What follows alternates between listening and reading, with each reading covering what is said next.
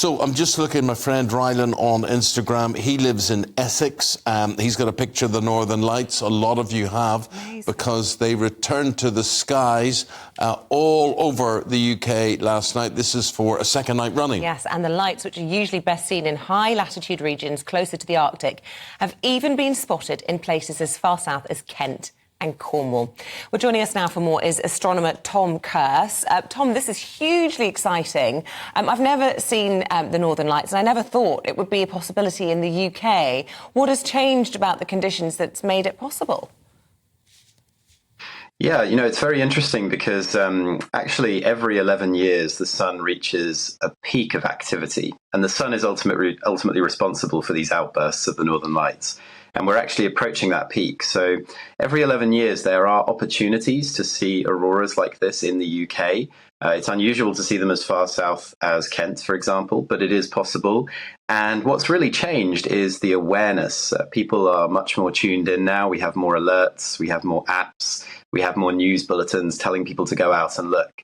From the UK, even during a very strong geomagnetic storm, the kind of storm that brought the lights to us last night and the night before, typically we would see them on the horizon as a sort of glow rather than these sweeping curtains passing through the sky. But with all of that said, with a camera and with some awareness that they're visible, it's possible to take stunning pictures. And as you can see on the screen now, there have been some amazing pictures coming in from photographers around the UK.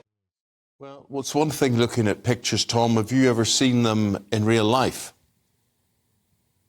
Yes, many times. I'm an aurora chaser myself, and I enjoy traveling to the Arctic, to Norway and Finland, to Iceland, and taking people to see the Northern Lights as well. And they really are extraordinary to see sweeping overhead, bright enough to be seen by the eye, bright enough to be seen with vivid colours even by the eye. The way they move is also very alluring and quite beautiful.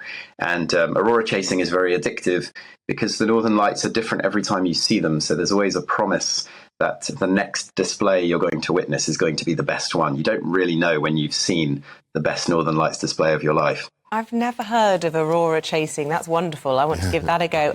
Can you explain to us what exactly we're seeing? What is it? Yes. OK, so we're seeing a visible expression of the interaction between the Earth and the sun. We obviously see sunlight during the day and we feel the sun's heat, but the sun sends other radiation towards the Earth in the form of something called solar wind, which is made up of charged particles like electrons. So that streams away from the sun, it fills the whole solar system. And when it reaches the Earth's magnetic field actually sifts some of that solar wind and can accelerate that solar wind and push it, focus it, and drive it into the atmosphere around the north and the south magnetic poles, creating two rings around the Earth's north and south magnetic poles. So where these charged particles strike the atmosphere, physicists, they say that it excites the gas, so it delivers energy into the gas, and that causes it to glow. And the gases in our atmosphere, oxygen and nitrogen, they glow a combination of green, of red, and of blues and violets as well. And that produces the strong colours that we see in the photographs. Well, excited gas. Who knew excited gas could be beautiful? Yeah, well, it is beautiful, but does it cause any problems? Does, you know, with all the magnetism that's going on the protons and everything flying about there, can it interfere with communications or anything like that? That's a really good question, actually, Eamon, because in 1859, there was a tremendous aurora storm, the largest on record, and this caused a change in the response of telegraph systems.